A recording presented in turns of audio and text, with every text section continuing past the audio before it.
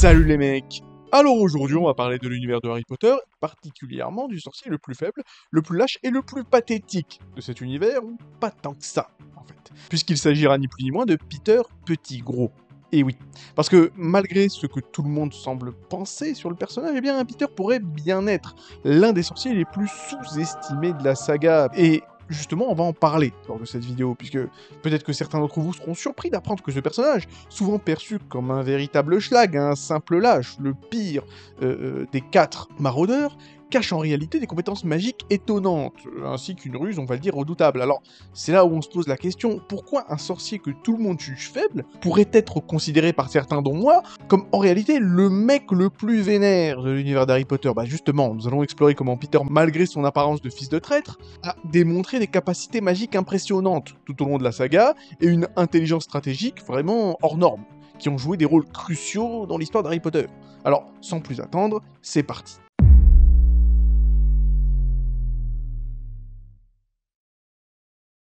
C'est clair que lorsque l'on voit la réputation de Peter Pettigrew, bah ouais, il est littéralement le mec le moins respecté de la saga. Entre McGonagall qui dit qu'il était lamentable en duel et en maîtrise magique, entre Sirius qui dit que c'est un parasite incapable, seulement bon à s'allier avec les plus forts pour survivre, bref, Pettigrew, c'est la serpillière de tout le monde dans le monde d'Harry Potter, d'autant que son attitude d'énorme fils de traître ne l'aide pas particulièrement, le mec est assez lâche, hein, bon. Et donc forcément, si on s'arrête juste à là, bah Peter se verrait placé directement en 78e place de ce top et on n'en parlerait même pas. Le problème, c'est que on va pas s'arrêter là. Et si on commence à mettre de côté ce que les autres sorciers disent de Peter Pettigrew et qu'on jette un œil aux facts, aux faits, aux palmarès, aux feats, à tout ce qu'a fait Peter Pettigrew, bah le problème c'est que c'est pas un palmarès, c'est un casier judiciaire. Le nombre d'exploits que Peter Pettigrew aligne à longueur de tome est proprement effarant. Il est techniquement parlant l'un des sorciers les plus polyvalent de la saga. Le mec, c'est pas un sorcier, c'est un putain de Shinigami.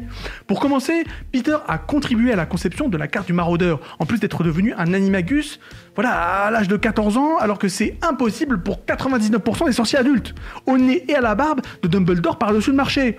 Ensuite, selon le professeur McGonagall, Peter a toujours été nul en duel de sorciers. Il a cependant réussi à surclasser Sirius en engagement lors de leur confrontation en faisant exploser toute la rue derrière lui, avant que Sirius, apparemment plus habile à skip, mais bon, on voit pas ça, ne puisse réagir, et en faisant croire que Sirius était le criminel dans le même mouvement. Et soit dit en passant, le sortilège en question, donc que Peter a lancé, était si puissant qu'il a entraîné la mort de 12 moldus sur le coup, directement. C'est pas genre, ouais, appelez l'ambulance. Non, c'était mort, ils sont morts tout de suite, voilà. Il a explosé la rue entière et a fait ressortir les canalisations souterraines. Le mec, c'est Oppenheimer. Je veux dire, la puissance de ce sort fut tellement immense que Fudge, ministre de la magie de l'époque, en fait parfois des cauchemars, pensant qu'il s'agissait de l'œuvre de Sirius Black.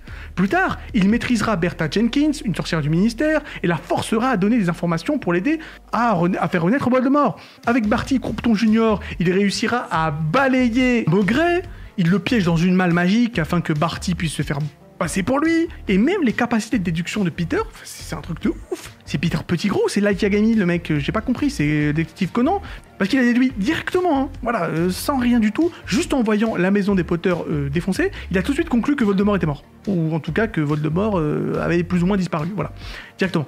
Ensuite, tout seul, il arrive à retrouver l'emplacement caché de Voldemort, sans parler du fait que notre ami Pettigrew, encore une fois, ait réussi à infiltrer Poudlard sous sa forme de rat un nombre incalculable de fois. En plus, mais ça s'arrête pas, je veux dire, écoutez, si on commence à parler des feats de Peter Pettigrew, on s'arrête pas, il faut faire 3 vidéos, le gars c'est un truc de fou. Il ressuscite Voldemort tout seul, quasiment, en concoctant la potion de corps rudimentaire et la potion de régénération, il one-shot Cédric Diggory avec le sortilège de mort en maniant une baguette qui lui appartient même pas par-dessus le marché, il y a pas de limite. Je veux dire, c'était la baguette de Voldemort, c'est même pas la sienne, le mec. Et il défonce tout le monde. Contrairement aux autres maraudeurs, Peter maîtrise tous les types de magie. Magie noire, magie blanche, magie violette, il fait tout, c'est un Power Ranger. C'est un truc de fou.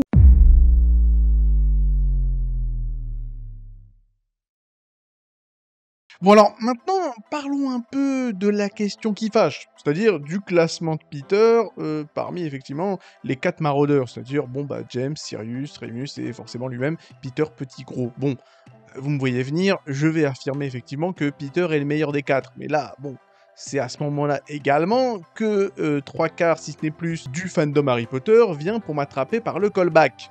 puisque bien évidemment, il est de notoriété publique que Peter est considéré par quasiment tout le monde comme étant le plus faible des maraudeurs.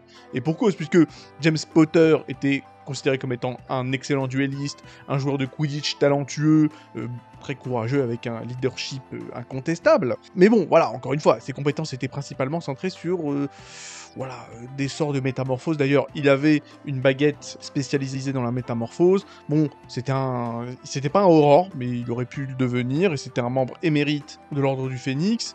Mais bon, voilà, ça s'arrête là. Pour Sirius Black, lui, bon, bah, il s'agit effectivement du premier type qui ait jamais réussi à s'enfuir d'Azkaban. Donc là, bon, c'est quand même sympathique. Il est bon en duel et, bon, voilà, maîtrise de la métamorphose, tout ça. Il est devenu Animagus à 13 ans d'ailleurs, pareil pour James Potter. Donc là, également, il s'agit d'un grand sorcier. Mais encore une fois, j'en avais parlé dans ma vidéo sur le top 20 des meilleurs sorciers, Sirius Black se fait clairement nerfer. C'est-à-dire que dans le tome 3, il est complètement cheaté, bon voilà quoi. Il se joue de tout le ministère de la magie, il y a la police, il y a les mange-morts, il y a tout le monde qui essaie de l'attraper, personne n'y arrive. Et donc là, on se dit, bon, le mec c'est Solid Snake, mais à partir du 4e tome, c'est fini. C'est-à-dire que dans le 5e, il se fait sécher par une Bellatrix Lestrange bien déterminée. Et il sert plus à grand chose malheureusement. Voilà, c'est plus vraiment le Sirius complètement cheaté qu'on voyait dans le tome 3. Bon. Et d'autant plus que Sirius Black est surtout connu, en tout cas d'après Fudge, pour être le mec qui a réussi, on en a déjà parlé au cours de cette vidéo, celui qui a réalisé une espèce de méga sortilège qui a défoncé, je crois, une rue à Londres, bref, j'en reparle pas, voilà, il y a 12 moldus qui sont morts sur le coup. Voilà, le problème c'est qu'encore une fois, on en a déjà parlé, c'est Peter qui a fait ce sort-là, voilà. Et d'autant plus que Sirius s'est fait donc battre en engagement par Peter Pettigrew. Donc là encore, on peut en discuter. Voilà. Remus, c'est certainement le maraudeur le plus équilibré, avec des compétences solides en magie défensive, et quand même, il est vrai, avec une grande intelligence, et avec, il est vrai aussi, une condition de loup-garou qui pourrait lui donner une certaine perspective unique et une certaine force brute. Mais voilà, encore une fois, tout ça, ça vient avec des limitations assez notables, surtout le fait qu'il ne puisse pas se contrôler lorsqu'il est en état de loup-garou. Donc là encore, c'est plus un négatif qu'un positif. D'autant que notre ami Remus Lupin s'est fait ouvrir en 5 par Antonin Dolohov. Voilà, Antonin Dolohov, qui se fera lui-même, juste après, ouvrir en 18 par Phileas Flitwick. Donc voilà, encore une fois, Remus Lupin, c'est sympa sans être incroyable non plus. Et à côté de ça, il y a quand même Peter Pettigrew, qui encore une fois, semble être le moins talentueux des 4 maraudeurs, mais je tiens à le faire remarquer, il devient Animagus à un jeune âge, bon d'ailleurs, tout comme ses camarades, donc à la limite, ça compte pas vraiment. En tout cas, comme Sirius et James, hein, Remus Lupin n'étant pas Animagus, faut pas l'oublier. En termes de magie noire, bon bah clairement on peut dire qu'il a surpassé ses amis. Le fameux sortilège de destruction qu'il a utilisé effectivement pour tuer 12 moldus en un seul coup. Il a quand même lancé un sortilège de mort sur Cédric Diggory, d'ailleurs, voilà, qui n'a pas été pris par surprise. Il était prêt à se défendre, il avait la baguette levée. Donc voilà, tout ça c'est quand même des exploits qui demandent un niveau de magie considérable.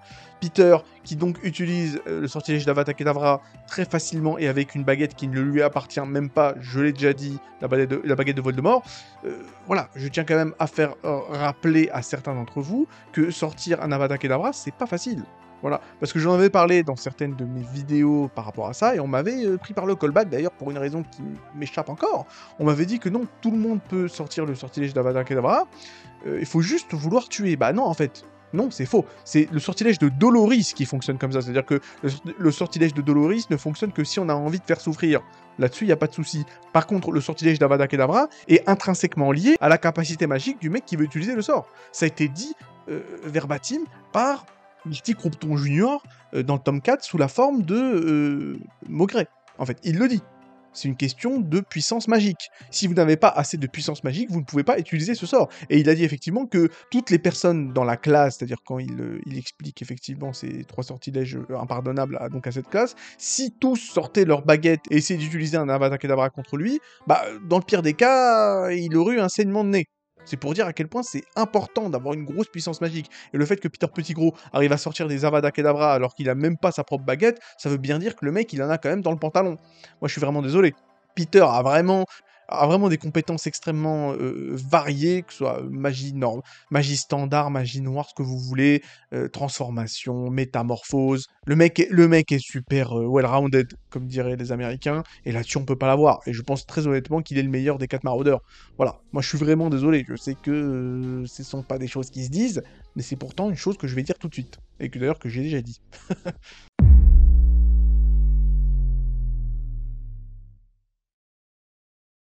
Bon, alors, maintenant, c'est quoi la question? La question, c'est comment ça se fait?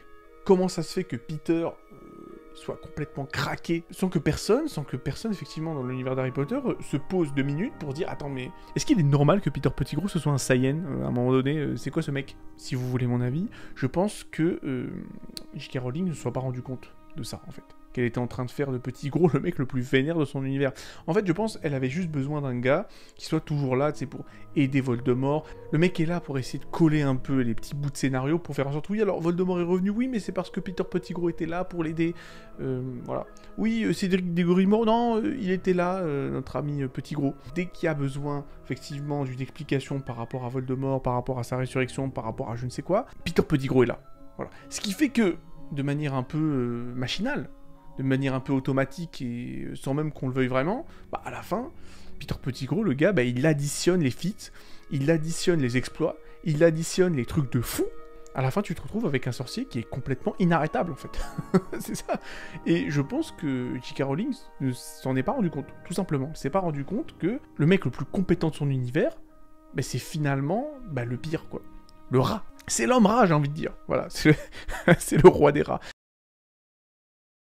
Le sorcier le plus polyvalent, voilà, le plus polyvalent de son univers, c'est Peter Pettigrew, pour des raisons de facilité scénaristique, tout simplement.